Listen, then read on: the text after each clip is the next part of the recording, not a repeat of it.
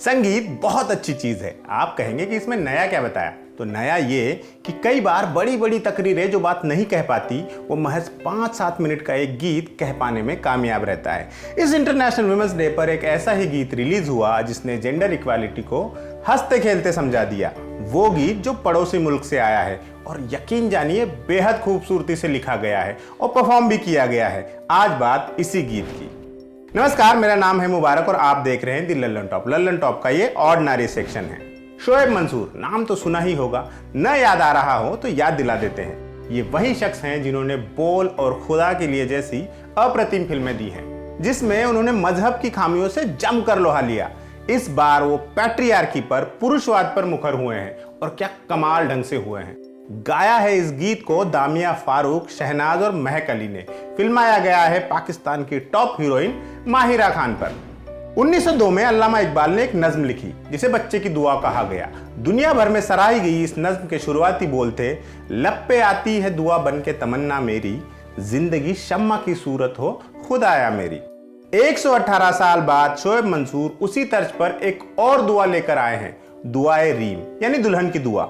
ये इकबाल की नज्म का स्पिन ऑफ कहा जा सकता है। ये दुआ 2 हिस्सों में है। एक में है दुल्हन को नसीहत और दूसरे हिस्से में है दुल्हन की बगावत। फुल सेटिस्फाई करने वाला सिलसिला है हुजूर। कॉपीराइट के मसले की वजह से हम वीडियो तो नहीं दिखा पाएंगे, लेकिन इस वीडियो के डिस्क्रिप्शन में आपको इसका लिंक मिल जाएगा। 1947 के पहले का भारत है। एक महलनुमा जगह है जहां महिलाओं की महफिल चल रही है। दुल्हन की दुआ गाई जा रही है। गाने वाली कजरी बेगम शुरू में ही इसरार करती है कि दुल्हन की अम्मा को दुल्हन के बराबर में बिठाया जाए। नज्म या दुआ शुरू होती है, लब पे आवे है दुआ बन के तमन्ना मेरी, जिंदगी अम्मा की सूरत हो खुदाया मेरी।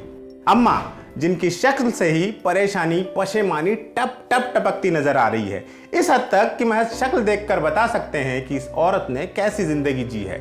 इस बात की इनसाइड इन्फो रखने वाली बेटी भी इस फिक्रे पर अम्मा को पलट कर देखती है। अम्मा की आंखों में पीड़ा है और बेटी की आंखों में सवाल। बहरहाल दुआ आगे बढ़ती है। जो गाया जा रहा है वो सेल्फ एक्सप्लेनेटरी है। मेरा ईमा हो शौहर की इताअत करना, इताअत यानी फरमाबरदारी, आज्ञाकारी होना। मेरा ईमा हो शौहर की इताअत करना, उनकी सूरत की नसीरत की शिकायत करना। घर में घर उनके भटकने से अंधेरा हो जावे, नेकिया मेरी चमकने से उजाला हो जावे। धमकियां दें तो तसल्ली हो के थप्पड़ न पड़ा, पड़े थप्पड़ तो करूं शुक्र के जूता न हुआ। हो मेरा काम नसीबों की मलामत करना, मलामत करना यानी कोसना।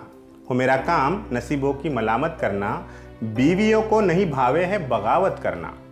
मेरे अल्लाह लड़ाई से बचाना मुझको, मुस्कुराना गालियां खा के सिखाना मुझको। इस तमाम अरसे दुल्हन बनी माहिरा खान गुस्से में उंगलियां मरोड़ती रहती हैं। शिकायती नजरों से अपनी माँ को देखे जाती है। माँ शर्मिंदा है लेकिन मजबूर है। माँ को प्रतिरोध की डगर का पता ही नहीं है। वो राह बिटिया को ही खोजनी होगी। वो खोजती है, चिल्ला कर कहती है बस। पूछती है कि ये कैसी हौलनाक दुआ की जा रही है। हौलनाक दुआ यानी कि ऐसी दुआ जो हौला कर रख दे, दहला कर रख दे।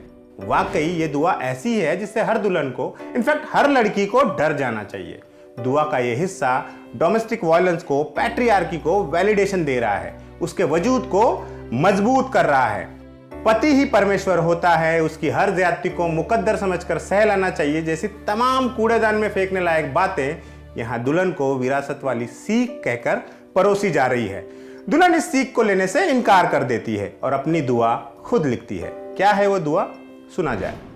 लब पे आती है दुआ बन के तमन्ना मेरी, घर तो उनका हो हुकूमत हो खुदाया मेरी।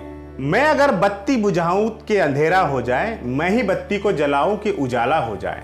मेरा ईमान हो शौहर से मोहब्बत करना, न इताअत न गुलामी न इबादत करना।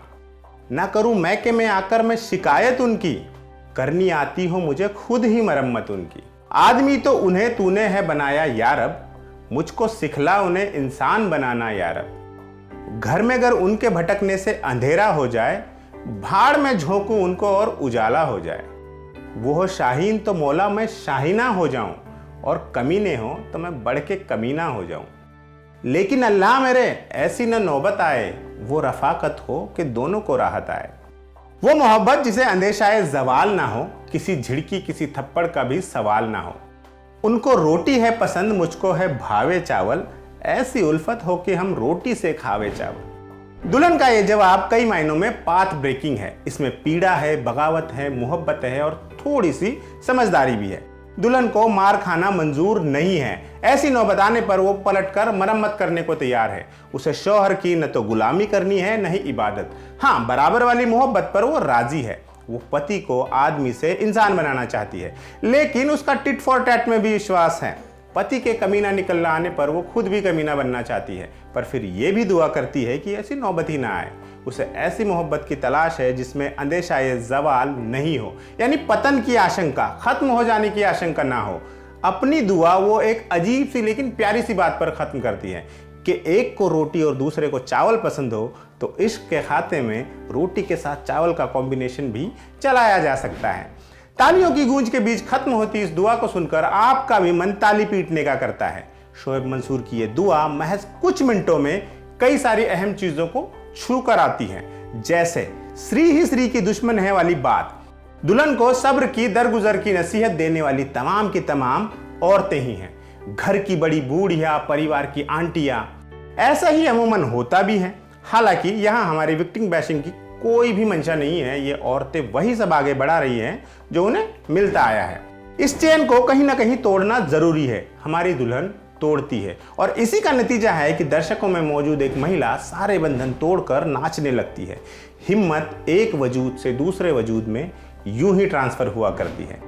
धीरे धीरे बाकी महिलाओं के भी एक्सप्रेशंस बदलने लगते हैं, चढ़ी हुई त्योरियां ढीली पड़ती हैं और अंत आते आते तमाम महिलाओं के मुस्कुराते चेहरे इस बात पर मुहर लगा देते हैं कि यूनिवर्सल श्राप से जूझ रही ये औरतें चेत तो रही हैं। ये अच्छा साइन है। जैसा कि मैंने शुरुआत में ही कहा था, ये दुआ महज 7 मिनट कुछ सेकंड्स में लड़कियों के अंदर ऊर्जा भरने की सलाहियत रखती है। इससे जुड़े हर एक शख्स का खूब सारा शुक्रिया। इसी तरह के और वीडियोस देखने के लिए आप देखते रहिए द ललन टॉप। अगर आप फेसबुक पर है तो हमारा पेज लाइक कीजिए, यूट्यूब पर है तो सब्सक्राइब कीजिएगा, घंटी बजाइए ताकि हमारे हर वीडियो का नोटिफिकेशन आपको मिलता रहे। और अगर आप एंड्रॉयड फ़ोन यूज़ करते हैं तो हमारा ऐप भी ज़रूर डाउनलोड कीजिएगा। और अगर आप इंस्टाग्राम पर हैं तो आप हमें वहाँ भी फॉलो कर सकते हैं। नमस्कार।